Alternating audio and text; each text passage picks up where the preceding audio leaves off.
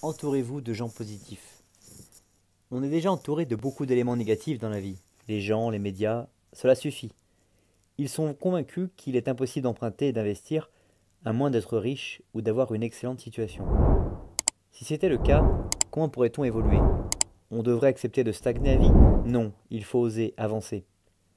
Pour développer son parc immobilier, sans connaissance particulière dans le domaine, il faut se connaître soi-même, se faire confiance.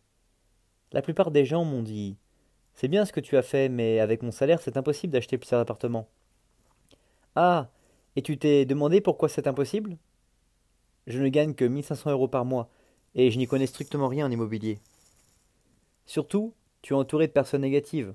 Pour ton bien supposé, ta famille va te protéger de ta prétendue folie, au lieu de croire en tes projets et de t'insuffler de l'énergie dont tout entrepreneur a besoin.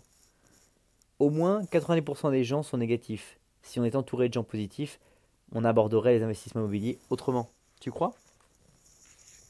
Toi, par exemple, qu'est-ce que tu vas dire à une personne qui t'annonce qu'elle va acheter plusieurs appartements alors qu'elle ne gagne que 1 500 € par mois? Qu'elle est folle. Moi, je dirais vas-y, va jusqu'au bout de ton projet, tu as raison et surtout ne lâche rien.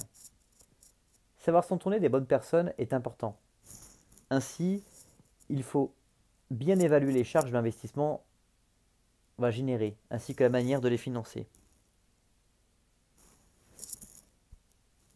Avec 1 900 € mensuels, comme moi, vous ne serez pas accueilli à bras ouverts par les banquiers pour faire des folies en investissement, c'est clair. Il faudra ruser, apprendre à être le MacGyver de l'investissement immobilier, je vais vous y aider. Si au contraire, on avait l'habitude au quotidien de ne côtoyer que des gens positifs ou même des gens qui, simplement, pour la plupart, posséderaient plusieurs appartements, on aborderait les investissements différemment. L'investissement serait banalisé et les gens seraient mis davantage en confiance avant d'emprunter des grosses sommes d'argent. En immobilier, comme dans la vie, si vous voulez progresser, évoluer, il vous faut vous entourer de gens positifs ou simplement discuter et échanger avec eux. Plus vous aurez des gens positifs autour de vous, plus la vie sera facile, et pas seulement l'investissement immobilier.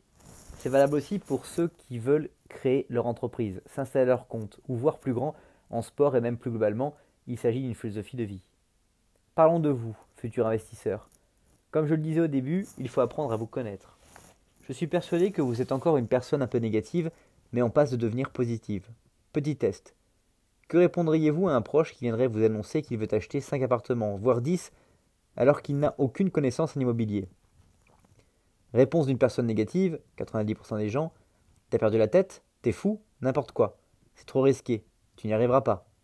Redescends sur terre. Et aussi moquerie, rigolade, voire brimade et insultes pour les plus méchants. Réponse d'une personne positive, 10% des gens: moi j'y crois. Super projet, bonne idée. T'es un grand malade, mais je crois en toi, fonce.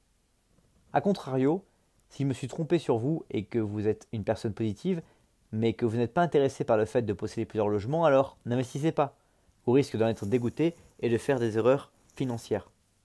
D'autres préféreront rester locataires, tout simplement pour une question de facilité, et ne voudront pas se prendre la tête à monter un dossier d'emprunt. Moi, j'ai souscrit les 3 quarts de mes prêts pendant la crise, à des taux avoisinant les 5 ou 6%, et j'en étais super content. Connais-toi toi-même.